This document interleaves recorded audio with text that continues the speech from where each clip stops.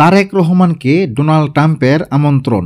বাংলাদেশের অনেক মানুষের মনের জল্পনা কল্পনা ডোনাল্ড ট্রাম্প ক্ষমতায় আসলে শেখ হাসিনার জন্য ভালো হবে। ঘটনা ঘটে গেল বিপরীত। এখন দেখা গেল তারেক রহমানকে ডোনাল্ড ট্রাম্প আমন্ত্রণ জানিয়েছে।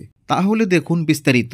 যুক্তরাষ্ট্রের ন্যাশনাল প্রেয়ার ব্রেকফাস্টে বিএনপির ভারপ্রাপ্ত চেয়ারম্যান তারেক রহমান, মহাসচিব মির্জা ফখরুল ইসলাম আলমগীর এবং স্থায়ী কমিটির সদস্য আমির খসরু মাহমুদ চৌধুরীকে আমন্ত্রণ জানানো হয়েছে।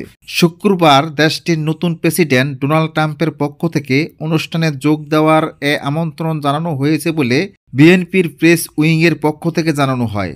ইউএস কংগ্রেশনাল কংগ্রেসের নেতৃত্বে আয়োজিত ন্যাশনাল প্রেয়ার ব্রেকফাস্ট অনুষ্ঠানটি আগামী 5 থেকে 6 ফেব্রুয়ারি ওয়াশিংটন ডিসিতে অনুষ্ঠিত হবে। আগামী 20 জানুয়ারি যুক্তরাষ্ট্রের 47তম প্রেসিডেন্ট হিসেবে শপথ নেবেন ডোনাল্ড ট্রাম্প। ওই দিনই তিনি প্রেসিডেন্টের কার্যালয় হোয়াইট হাউসে উঠবেন আর হোয়াইট হাউস ছেড়ে চলে যাবেন বর্তমান প্রেসিডেন্ট জো বাইডেন।